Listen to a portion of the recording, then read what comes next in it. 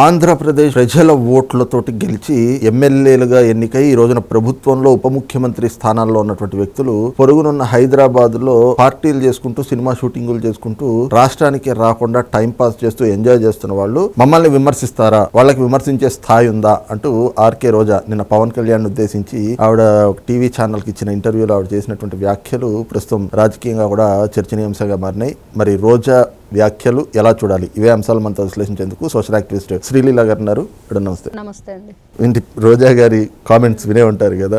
పవన్ కళ్యాణ్ గారు ఎక్కడో పక్క రాష్ట్రంలో ఉండి షూటింగులు చేసుకుంటూ ఎంజాయ్ చేసే వ్యక్తి ఆయన మమ్మల్ని విమర్శిస్తారా, ఆయన ఆంధ్రప్రదేశ్కి ఎప్పుడు వస్తున్నాడో, ఆయన రావట్లేదు కదా, ఇక్కడ గెలిచి ఇక్కడ ప్రభుత్వంలో ఉప ముఖ్యమంత్రిగా ఉంటూ పక్క రాష్ట్రంలో ఎంజాయ్ చేస్తున్నాడు అంటూ ఆవిడ ఆరోపణలు ఎలా చూస్తారు? ఫస్ట్ రోజా గారు మాట్లాడేటప్పుడు ఎదుటి వాళ్ళ గురించి మనం ఏంటి, మనం గతంలో ఏం చేసాం, మన బ్రతుకులు ఏంటి అని ఒకసారి ఆలోచించుకుంటే ఆవిడ బాగుంటుంది.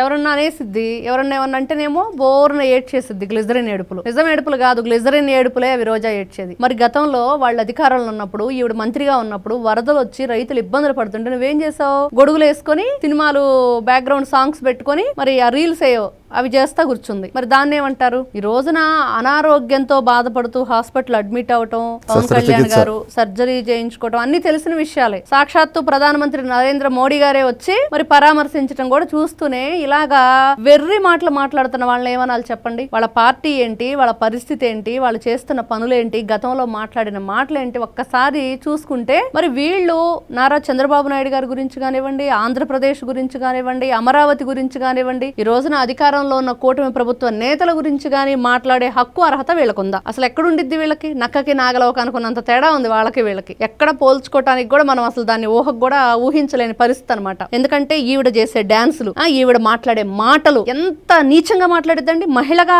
అసలు ఆ పరిగణలోంచి తీసి పక్కన పడేస్తాం మేమైతే. ఆమెను మహిళగా మేము పరిగణించట్లేదు. ఎందుకంటే ఏ మహిళ అయినా సరే ఎంత ఆక్రోశంతో ఉన్నా, ఎంత కోపంలో ఉన్నా కూడా అంత నీచమైన భాష అయితే మాట్లాడరు. అందులో ఆవిడున్న పరిస్థితి, రాజకీయాల్లో ఉంటూ నలుగురికి మంచి చెప్పాల్సిన వ్యక్తిగా మరి ప్రజా ప్రతినిధులుగా ఉండి నువ్వేం చేయగలవు, నన్ను ఏం చేస్తావని ఒక మీడియా ముందు పట్టుకొని అడిగిందంటే నీకు ఆ దమ్ముందా, ధైర్యం ఉందనే మాటలు, ఆడంగి వెదవల్లారా అని చెప్పి తిట్లు, తిరుమల తిరుపతి దేవస్థానానికి సంబంధించిన ఇష్యూలు. అంటే వీళ్ళు మరి ఎదుటి వాళ్ళకి చెప్పేటప్పుడు నీతులు, మరి మీరు చేసినప్పుడు అవినీతి పనులు చేసి ఎదుటి వాళ్ళకి నీతులు చెప్పి ఇట్లాంటి వ్యక్తులను ఏమనాలి? ఇప్పుడు ఫస్ట్ ఎవరిని అడగాలి? వైఎస్ జగన్మోహన్ రెడ్డి గారిని అడగాలి. 11వ తారీఖున 11 ఎమ్మెల్యే ఎక్కడ ల్యాండ్ అయ్యాడు? ఎక్కడ ల్యాండ్ అయ్యాడు చెప్పానండి రోజా గారిని. రోజారెడ్డి గారు మీకు కళ్ళు చెవులు కరెక్ట్ గా పనిచేస్తే మీ బుర్రల్లో గుజ్జు లేదు అని చెప్పేసి ఏబిఎన్ రాధాకృష్ణ గారు అన్నారు. పదే పదే లేదని నిరూపించుకుంటున్నారు, కాబట్టి నిజంగానే ఉంది అని నిరూపించుకోవాలంటే ఫస్ట్ ఫ్యామిలీ ఇష్యూస్ గానీ, మీరు రాజకీయ ఇష్యూస్ గానీ, లేకపోతే ఈ రోజున జగన్మోహన్ రెడ్డి పరిస్థితి 11 మంది ఉండి అసెంబ్లీకి రాకుండా ఏ అసెంబ్లీ గేట్ అయితే టచ్ చేయడానికి కూడా ఎమ్మెల్యే టికెట్ కూడా పనికిరాడని చెప్పి మరి పవన్ కళ్యాణ్ గారిని ఎంత నీచాతి నీచంగా వీళ్ళు మాట్లాడారో. టచ్ చేయడానికి కూడా అదే అన్నారు. ఆ మాట అన్నప్పుడు ఇప్పుడు ఎవరు వాళ్ళు వచ్చి బతివిలాడుతున్నా కూడా మీరు టచ్ చేయడానికి ధైర్యం చేయట్లేదే. ఏమనుకోవాలి చెప్పండి వీళ్ళని? అస్సలు వీళ్ళ దగ్గర ధైర్యం లేదు అనేది. అదేమంటే మా అన్న సింహం సింగిల్ అని మాట్లాడిద్ది ఈవిడ. ఎలా సింహం, ఎలా సింగిల్ అంటే సింగిల్ గా వచ్చే ఏదైనా సింహం అయిపోయిద్దా? కాదు కదా. కాబట్టి కొన్ని విషయాలు మాట్లాడేటప్పుడు మనం ఏం చేస్తున్నాం, మనం ఏ షోలు చేసాం, ఎక్కడ కొల్లగొట్టాం, ఎక్కడ స్కీముల పేరుతో స్కాములు చేశాము, ఎన్ని కోట్ల రూపాయల కార్లు కొన్నాము, ఎన్ని నగలు దిగేసుకుంటున్నాము, ఎంత మేకప్ వేసుకుంటున్నాం, మరి ఇవి కూడా మాట్లాడాల్సి వస్తుంది. ఏం చేస్తాం? గతంలో మీరు చేసిన పిచ్చి పనులకి ఈ రోజున మేము మాట్లాడాల్సి వస్తుంది. అంటే మొన్న తమిళనాడు ఎన్నికల ఫలితాలు వచ్చిన రోజు నుంచి ఆయన్ని పెద్దగా ట్రోల్ చేస్తా ఉన్నారు, ఎగరేసి తంతున్నారు. హీరో అంటే అట్లా ఉండాలి, రాజకీయం అంటే అట్లా సింగిల్ గా వచ్చి చెయ్యాలి అని చెప్పి. అలాంటి పవన్ కళ్యాణ్ కి మమ్మల్ని అనే స్థాయి ఉందా?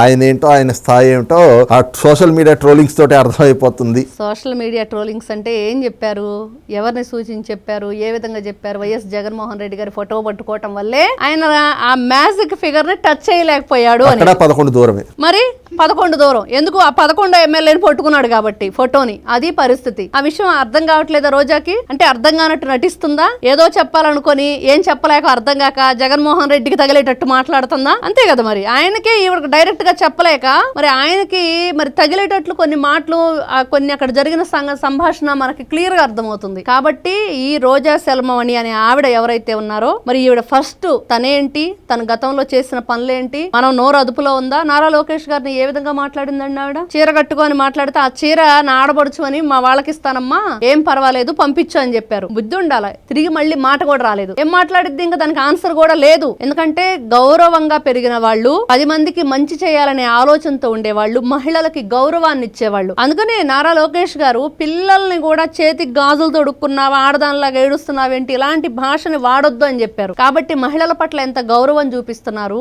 ఎంత హుందాతనంగా రాజకీయం చేస్తున్నారు. నువ్వు ఉన్నావు, నీకు సినిమాలో ఏంటి, నీ గొడవ ఏంటి, నువ్వు చేసే షోలు ఏంటి, ఎదుటి వాళ్ళకు ఒక నీతి నీకు ఒక నీతి, నువ్వు చెప్పే మాటలన్నీ వింటుంటే ఈ రోజున ఏదో జగన్మోహన్ రెడ్డి కళ్ళల్లో పట్టానికి తప్పించి ఆయన పార్టీ తరపున ఆయన దేవుడు, వీరుడు, సూర్యుడు, మరి మా అన్న సింహం సింగిల్, ఏదో సింగిల్ గా బోలెడం తిరుగుతుంటాయి గ్రామంలో. అవన్నీ సింగిల్స్ అంటే సింహాలంటే ఎట్లా కుదిరిద్ది? అవమానం వాటి జాతికే. కాబట్టి కొన్ని మాటలు మాట్లాడేటప్పుడు, ఎదుటి వాళ్ళని అనేటప్పుడు నువ్వేంటి, నీ స్థాయి ఏంటి, నీకు మాట్లాడే హక్కు ఉందా అనేది రోజా సెలవుమణి గారు ఆలోచించుకోవాలి. అంటే ఈ రోజున ఆవిడ ప్రధానంగా అంటుంది ఏమిటి అంటే, పవన్ కళ్యాణ్ పక్కనున్న హైదరాబాద్ లో కూర్చుని ఎంజాయ్ చేస్తూ మా జగన్మోహన్ రెడ్డి గారిని, మమ్మల్ని, మా పార్టీ నాయకుల్ని విమర్శించే స్థాయి వాళ్ళకు ఉందా అనేది ఆవిడ ప్రధానమైనటువంటి ప్రశ్న. వాళ్ళ అధికారంలో ఉన్నప్పుడు జగన్మోహన్ రెడ్డి పరదాలు కట్టుకొని తిరిగాడు. అప్పుడు చెప్పాలి కదా ఈవిడ, జగనన్న పరదాలు ఎందుకు కట్టుకుంటున్నామని, చెట్లు ఎందుకు కొట్టిస్తున్నారని. ఎక్కడికక్కడే ట్రాఫిక్, ఆయన పైన ఫ్లైట్ లో వెళ్తున్నా, హెలికాప్టర్లో వెళ్తున్నా, కిందకి ట్రాఫిక్ జామ్ చేయాలన్నమాట. ఎక్కడికక్కడే కంట్రోల్ చేసేయాలి. ఏంటి ఆ దౌర్భాగ్యమైన పరిస్థితి? అమరావతిలో పైన తారులు వేపేసి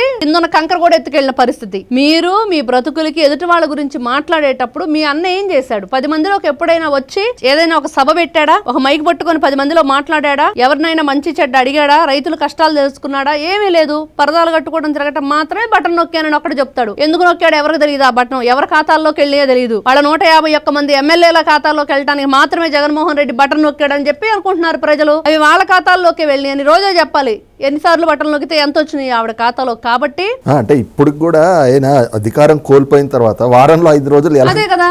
ఇప్పుడు అధికారంలో ఉన్నప్పుడే గతి లేదండి. ఇంకా కోల్పోయాక అసెంబ్లీకి రానివాడు, వాళ్ళ నియోజకవర్గంలో ఏం జరుగుతుందో తెలియని వాడు ఇక్కడ ఉంటే ఎంత, అక్కడ ఉంటే ఎంత. అందుకనే బెంతాహాయ్ అని చెప్పి అందరూ అడుగుతున్నారు. బెంగళూరు, తాడేపల్లి, హైదరాబాద్ తప్పించి నీకేం తెలియదు బాబు, ఈ బెంతాహాయ్ ఎక్కడ దొరికాడు మాకని. కాబట్టి కొన్ని మాటలు మాట్లాడేటప్పుడు ఫస్ట్ మీ జగన్మోహన్ రెడ్డికి, నీ ఏదైతే వైఎస్ఆర్సీపీ పార్టీ వాళ్ళకు నువ్వు చెప్పుకోవాలి. మనం ఇలా చేస్తున్నాము, మరి మనకు అడిగే అర్హత లేదు కదా అనేది ఆవిడ ఆలోచించుకోవాలి. ఫస్ట్ ఈవిడ ఎక్కడ ఉంటుంది, వీళ్ళ నాయకుడు ఎక్కడ ఉంటున్నారు, వాళ్ళు ఎక్కడుండి మాట్లాడుతున్నారు తెలుసుకొని అప్పుడు ఎదుటి వాళ్ళ గురించి క్వశ్చన్ చేస్తే మేము మంచి పని చేస్తున్నాం కాబట్టి అడిగే హక్కు మాకుందని చెప్పుకునేటానికి ఉండిద్ది. ఈ రోజున వాళ్ళకి హక్కు లేదు, అర్హత లేదు, అసలు వాళ్ళు రాజకీయ నాయకులనే పరిగణలోకి రారు అనేది ప్రజలను తీర్మానించేశారు. థాంక్యూ. నమస్తే.